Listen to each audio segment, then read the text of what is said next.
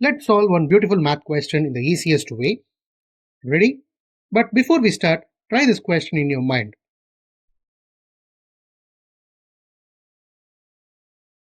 Got it? Now watch the easiest method to solve it so that you will never lose here again. We have given 8 divided by 2 brackets 8 divided by 2.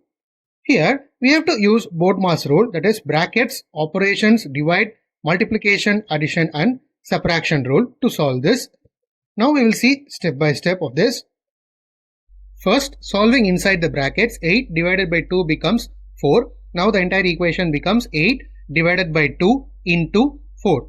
Now again, as per BODMAS rule, division comes first, then multiplication. Therefore 8 divided by 2 is nothing but 4. 4 into 4 is 16. Therefore the answer is 16.